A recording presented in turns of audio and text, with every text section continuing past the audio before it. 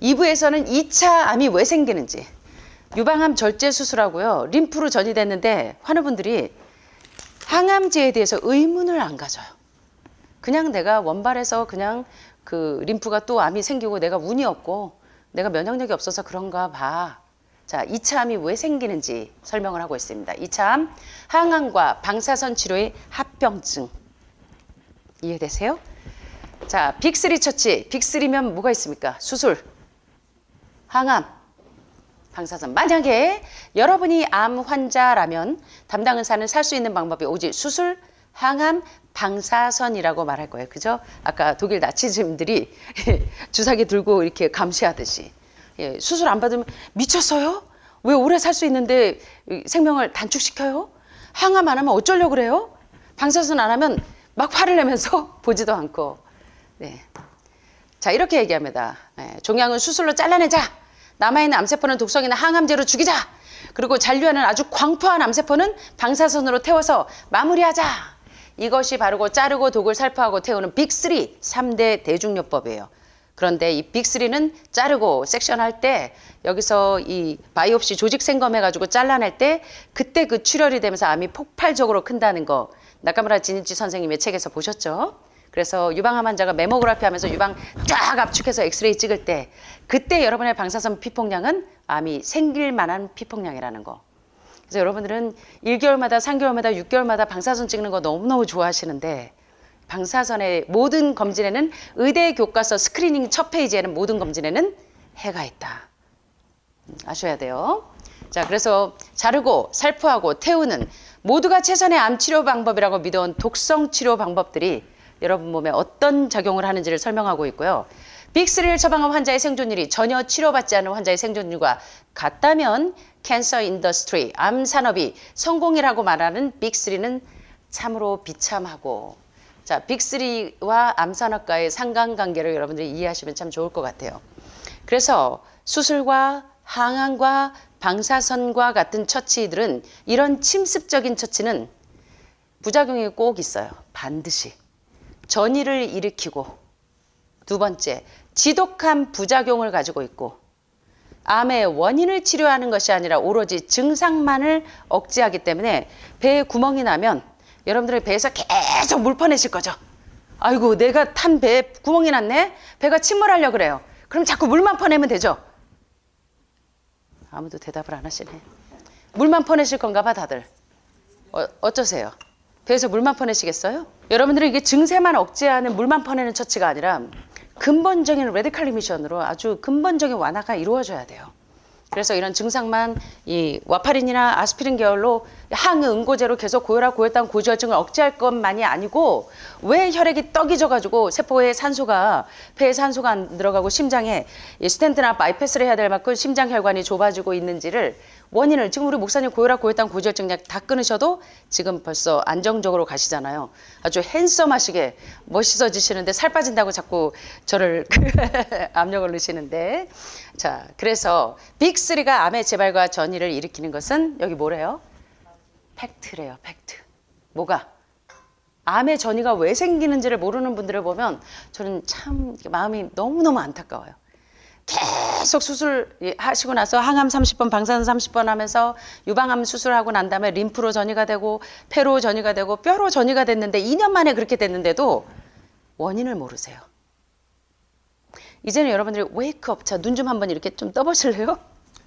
자, 이 보고도 이렇게 보지 못하게 눈을 한번 좀 떠보세요. 이제 좀 다 눈을 좀 떠보세요. 자, 여기 이제 많은 학술지들이, 의사들이 뭐라고 하나 좀 볼까요? 양심적인 의사들이. The New England Journal of Medicine에서 NEEJM 1989년 9월 21일 논문. 2차 암이란, 2차 암이 뭔지 아시죠? 원발암에서 재발되고 전이된 것을 다 2차 암이라고 하죠. 2차 암은 뭐냐면 호지킨 림프종이나 비호지킨 림프종 또는 암에 대한 항암과 방사선 치료의 합병증이 2차 암이다. 그래서 여러분들은 나무만 보지 말고 숲을 보실 수가 있어야 돼요. 유방암이라고 유방 한쪽 잘라내면 끝나는 게 아니에요. 예, 암세포 하나 죽이려고 정상세포 1000개, 10,000개를 파괴시키기 때문에 요 암의 위치만 폐로 가고 위치만 림프로 갈 뿐이지 근본적인 원인은 그대로 남아있다는 겁니다. 이해되십니까? 예, 그래서 항암과 방사선 치료의 합방증이 바로 2차암이다. 자, 두 번째, 유명한 종양학자인 루시안 이스라엘 박사는 암의 정복이라는 그의 저서에서 방사선 치료를 받은 환자들 중에서 나중에 다른 부위에 암이 발생한다는 연구 결과들을 발표합니다. 암세포를 죽이기 위한 방사선 조사는 다른 형태의 새로운 암세포를 발현시키는 DNA 변형 과정을 발생시킨다. 예, 그래서 우리 방사선과 교수님이 들어오셔가지고 강의하면서 발칵 뒤집어졌었다 그랬잖아요. 유방암, 메모그래피. 우리가 진정한 의사라면, 우리가 진정한 의료인이라면 환자들에게 암을 없애기 위해서 더 심한 그런 처치를 해야 되겠는가. 방사선 조사 피폭량이 히로시마 원폭 때 못지않은 그런 그 방사선 피폭량을 환자들에게 계속적으로 조사해야 되겠는가. 언제까지 살인을 할 것인가. 아주 세게 표현하셔가지고 우리가 좀 다 충격을 먹었는데. 세 번째, 랄프 모스 박사님은 The Cancer Industry에서 이렇게 이야기합니다. 1992년 독일의 한 의사가 방사선 조사에 의해 발생한 최초의 암에 대해 보고를 했는데 엑스로이로 인한 만성궤양이 발생한 부위에서 최초의 종양이 발생했다는 것. 1996년에 백혈병, 혈액암이 라듐 방사에 의해 발생했을 가능성. 1911년 방사선에 유발된 암이 94건이 보고가 되고 그중 절반이 의사와 보조원. 여러분 엑스레이 찍을 때 어때요? 방사선 기사들이 여러분들은 안에 다 집어넣고 막 뛰어가고 꾹 누르고 막 또 오죠. 그러지 모르세요? 그래서 요 바로 밑에 여기 파란 집 바로 밑에 본 무슨 대학병원의 방사선과 이 직원인데 암에 걸려서 지금 일로 와 있잖아요. 자, 보니까 레디에이션에 의해서 유발된 암이 94건이 보고됐는데 절반이 의사와 보조원. 하늘마을도 한 달에 한 두세 번은 꼭 이 간호사들이 들어오시고 의료인들이 많이 들어오는데 참 안타깝습니다. 1922년까지 100명 이상의 방사선 기사들이 사망한 내용들. 그런데도 여러분들은 얼마나 방사선들을 좋아하시는지.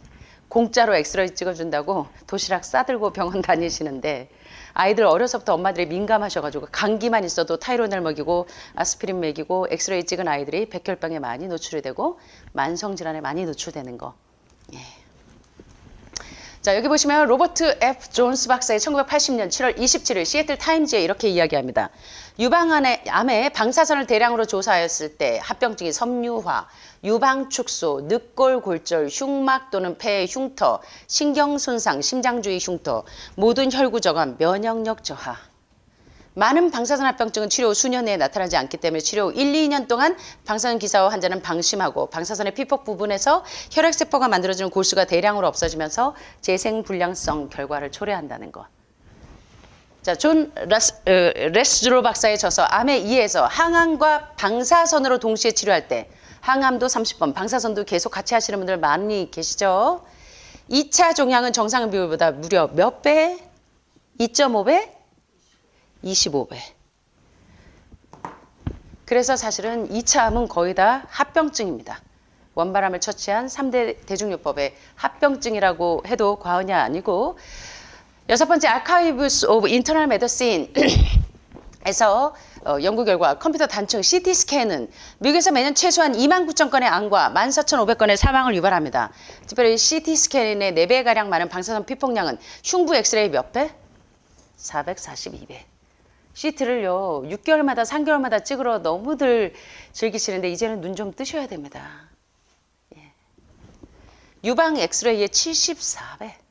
자, 여기 보시면 패트릭 맥그레디 박사는 타운젠 레더 99페이지 1984년 6월 림프절을 적출 수술로 방사선 치료를 하는 것이 자궁경부암의 전이를 막지 못한다는 사실이 수없이 의료인들에게 입증이 되었음에도 불구하고 림프 섹션 하는 게 시행이 되고 있고 불필요한 치료라고 증명이 되었음에도 불구하고 유방 절제할 때 림프를 같이 섹션하죠. 그래서 우리가 좀 눈을 떠야 됩니다. 자, one answer to cancer, 암에 대한 단 한 가지 답이 있다고 도널드 켈리 박사가 자신의 저서 암에 대한 한 가지 대답에서 악성 종양의 바이옵시, 생체, 조직 검사들 여러분들이 지금 이게 유방암인지 석회화되고 있는지 전립선암인지 바이옵시 하시면서 조직 생검 이렇게 띄어내죠. 제가 전립선암 강의했을 때 말씀드렸는데 이 바이옵시를 하는 동안 암이 폭발적으로 증가한다고 의대 교과서 첫 페이지에 모든 검진에는 해가 있다 하면서 지난번에 나카무라 진이치 선생의 책에서 제가 그 내용들을 캡처해서 보여드렸죠. 그래서 악성 종양의 그 조직 검사를 하기 위해서 이 조직을 떼어낼 때 암의 확산과 성장이 폭발적으로 가속화가 됩니다. 근데 여러분들은 너무나 이게 지금 눈이 감겨져 있다는 거예요. 바늘 끝으로 하는 바이옵시 생체 검사도 똑같은 비극적인 결과를 낳을 수 있기 때문에 원 앤서 투 캔서는 여러분의 잘못되어 있는 생활 습관과 식습관이 교정하는 것이 하나의 답이고요. 항암제의 독성 아시잖아요. 부작용이 없는 항암제는 없고 2차 암을 유발하지 않는 항암제는 없습니다. 그래서 머리칼이 다 빠지고 면역 시스템 파괴, 구역질과 구토 계속 개깅하고 의사 가운만 봐도 개깅하고 종종 어지럽고 심각한 두통, 이게 일반적인 항암제 부작용입니다. 항암제의 독성을 보면 항암제는 독성과 발암물질 성분이 있고 적혈구 세포를 파괴하고 면역 시스템을 황폐시키고, 이게 가장 문제예요. 면역이 없어서 암에 걸렸는데 면역을 더 초토화를 시키고 있어요. 그래서 항암제가 어떻게 만들어졌는지 이제 메커니즘을 좀 볼 건데, 생명의 기묘한 신체 기관들을 파괴합니다. 자, 여기 이거 보시면 여러분들이 좀 놀랄 거예요. 2004년 12월 종양치료제 항암치료 5년 생존율은 몇 프로? 죽도록 10번, 20번 음식도 못 먹고 개긴 구토하고 머리털 다 빠지고 손톱은 시커멓고. 그런데 항암치료 5년 생존율은 무려 몇 프로? 한번 해보세요. 몇 프로? 다시요. 몇 프로? 이제 눈이 좀 떠지세요? 2.2%에 지나지 않고, 많은 사람들이 암 산업의 가짜 통계로 혼란스럽겠지만 항암제 치료 실제 치료율 5년 생존율은 겨우 2%에 불과한데 죽도록 항암하고 방사선하면서 가만히만 놔둬도 2차 암으로 재발 전이가 안 되는데 2차 암을 불러와요. 그래서 여러분들이 이제 좀 지혜로워지시길 바랍니다. 마루타들도 아니고, 그죠? 그렇게 됐으면 참 좋겠습니다. 자, 그래서 여기 멜리그넌시 악성 종양의 종류가 쫙 나와요. 두경부암부터 헤드앤네크부터 식도암, 위암, 결장암, 렉텀, 직장암, 췌장암, 그리고 폐암, 그다음에 육종암, 흑색종, 유방암, 자궁암, 자궁경관암, 난수암, 전립선암, 고환암, 방광암, 신장암, 뇌암, 알 수 없는 unknown primary site까지, 난 호지킨 림포마하고 호지킨스 디지즈, 그다음에 다발성 골수종까지 쫙 암에 대한 모든 종류가 다 나왔는데, 쫙 보니까 20세 이상 암 발생 건수 쫙 통계 내놨고, 항암 치료로 인한 5년 생존율 쫙 통계를 내서 화학요법 3대 대중요법으로 5년 생존자의 비율을 쫙 봤더니 항암한 사람하고 안 한 사람의 생존율의 비율은 2.1% 무려 차이예요. 2.1% 때문에 여러분들은 다른 데로 암의 위치와 형태만 바뀔 뿐이라는 사실을 여러분들이 이제는 눈을 조금 뜨시기를 바랍니다.